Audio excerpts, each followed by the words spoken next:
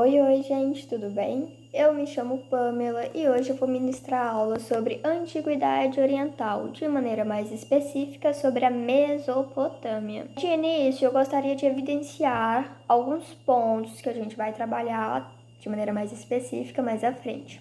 E eu quero que vocês foquem neles, certo?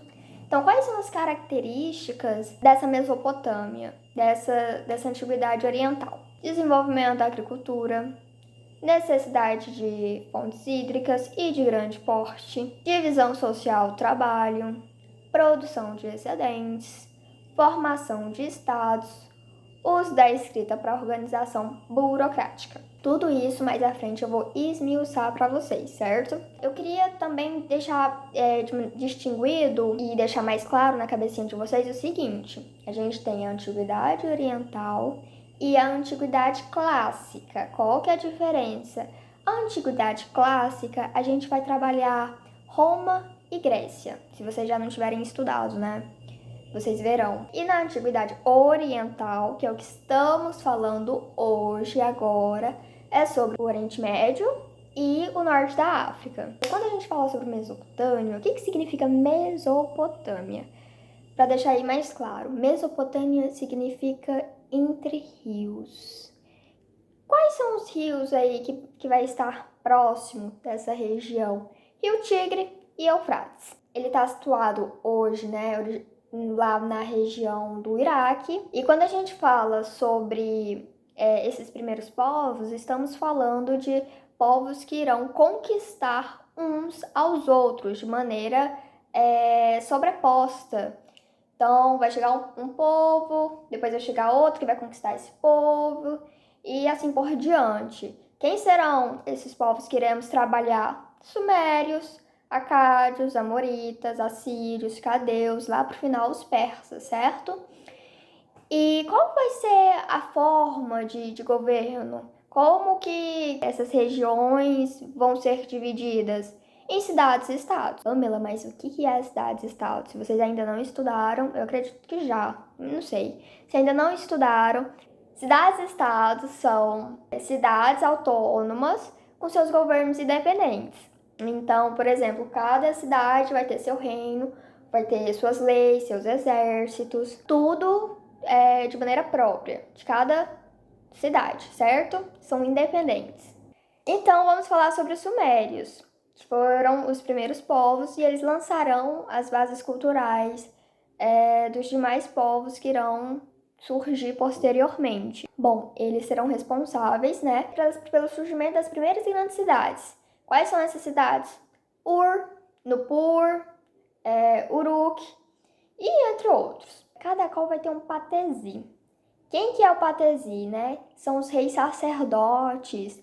E é importante que vocês entendam que o rei sacerdote, eles não representam os deuses.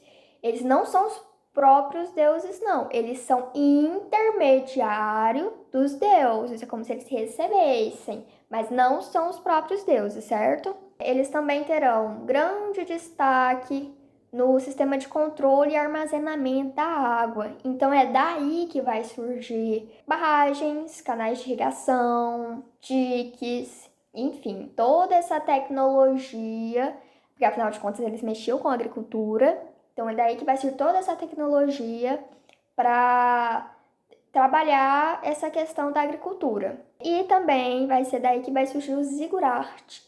E o que são os zigurates? Eles são como pirâmides, né, mais ou menos 7 andares, e ela terá múltiplas funções. Então, por exemplo, ela vai servir de palácio, como um templo religioso, também serve para armazenamento de produtos agrícolas e também como observatório astrônomo e astrológico. Vamos diferenciar isso daí. Quando a gente fala sobre astronomia, estamos falando de uma ciência. Quando falamos de astrologia, a gente passa a inserir a questão do misticismo em relação a isso. Vocês sabem mais ou menos do que eu estou falando, né? Então, por exemplo, quando a gente fala de astrologia, a gente está falando de signo, Libra, Áries, Gêmeos, essas coisinhas aí que vocês vêem nas revistinhas de João Bidu, essas coisinhas aí. Quando a gente fala sobre astronomia, a gente está falando de uma ciência. Ciência é essa que utiliza da matemática, ciência é essa que foi utilizada, né, que foi daí que surgiu a determinação do tempo, né, do dia dividido em 12 horas, da semana dividida em 7 dias. Enfim, tudo isso se desenvolveu aí, com os sumérios. Inclusive, foi daí que eles perceberam que 1 minuto tá em 60 segundos, 1 hora, 60 minutos, enfim. E eles foram responsáveis, como eu disse anteriormente, sobre o desenvolvimento da matemática, foram muito importantes. Então foi daí que surgiu as 4 operações básicas que utilizamos no nosso cotidiano, de modo geral. A trigonometria, que vocês acham que ainda não estudaram, mas quando vocês estudarem, vocês vão ver do que eu tô falando. A potencialização, enfim, tudo isso foi graças aos sumérios, foi aí que nasceu, foi aí que surgiu. E é importante que vocês também saibam que, diferente dos egípcios, né, que usavam calendário solar, os sumérios utilizavam-se do calendário lunar, certo? Lembra que eu falei sobre, lá no início, nas características gerais, sobre a escrita? É aí que vai surgir também. Por quê? Porque eles vão desenvolver a escrita cuneiforme, né? E como que vai ser, aonde que vai ser escrita? Vai ser escrita em pedras e em blocos de argila. Qual que era a finalidade? Sua principal finalidade era para deixar registrado assuntos cotidianos, então administrativo, econômico, político, enfim, mais no sentido da contabilidade. E aí a gente chega na epopeia de Gilgamesh. O que eu quero que vocês percebam aí? Vocês lembram lá da Bíblia, lá do Velho Testamento, a história do dilúvio? Que choveu 40 dias, 40 noites, aí solta o passarinho volta com rama, é porque ainda não abaixou, aí solta de novo, o passarinho não volta porque as águas já estão abaixando. Foi aí que surgiu.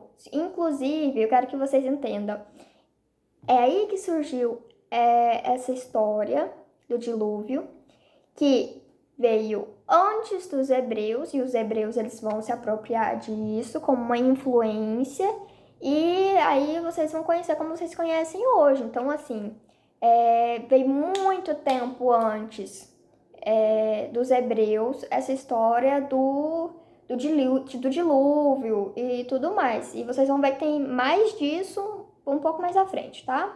E aí houve a queda desse império pelos acádios.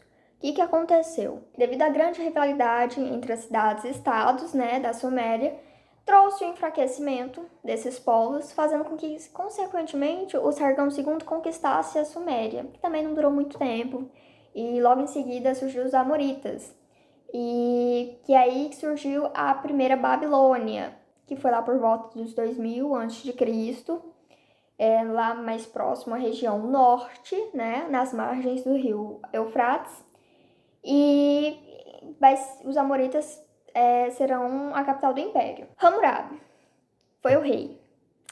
E esse rei foi muito importante, por quê?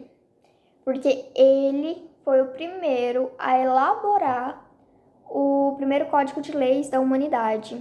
Não sei se vocês já ouviram falar, mas é o Código de Hammurabi. Hammurabi, ele foi responsável por criar o primeiro código de leis da humanidade.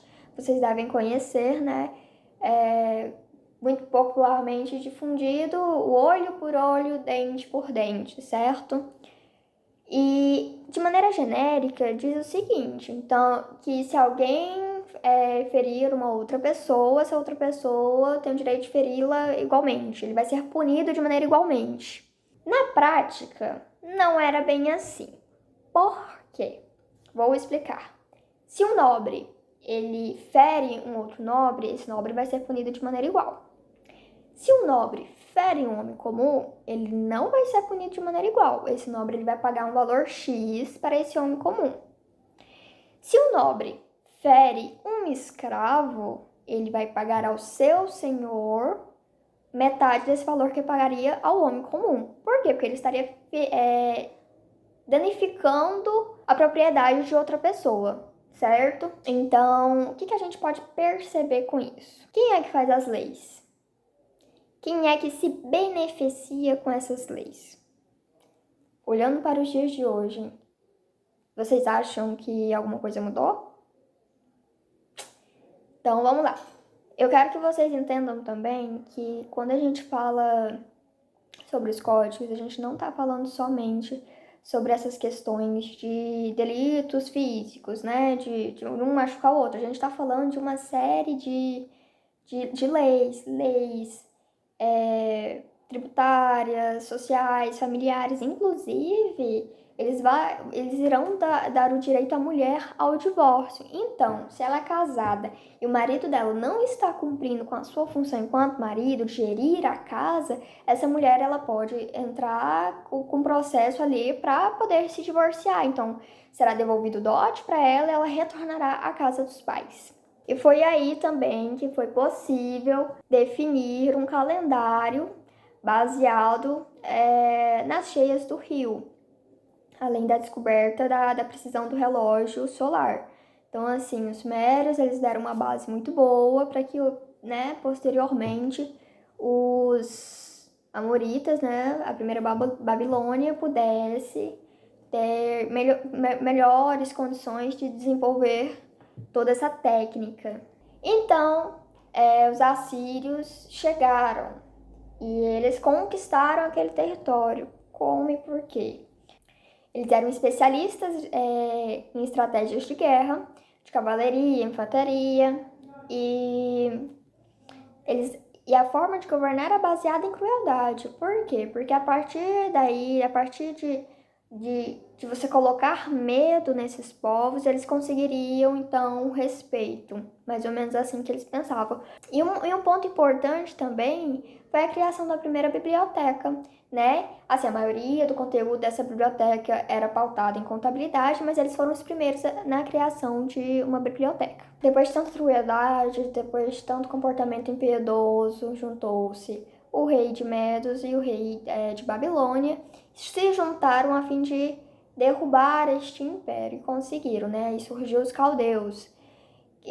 Quem assumiu ali foi Nabucodonosor, né? Ele foi importante, porque vocês vão ouvir falar mais à frente. Ele vai construir os jardins suspensos, vai construir a Torre de Babel, vai destruir o Templo de Salomão e ele vai capturar o povo judeu para escravizá-los. Então, até que lá para 539 a.C. vai surgir os persas. E eles vão ter uma política totalmente diferente, baseada na diplomacia. Então, eles vão devolver para a Palestina os povos judeus, vão reconstruir este templo que foi derrubado anteriormente por Nabucodonosor. E ele está fazendo isso por quê? Porque ele é bonzinho? Não. Ele está fazendo isso a fim de, se ele precisar de uma ajuda ali, eles possam retribuir, né? Então, criar alianças é uma nova estratégia de governo que durou por muito e muito tempo. Então, gente, é isso. A aula de hoje, assim, tentei fazer um negócio mais resumidinho, porque eu sei que é cansativo isso de aula online. Vou deixar uma atividade para vocês. Quem vai responder na próxima aula será a professora Rafaela, tá bom? Então é isso, boa semana e até a próxima.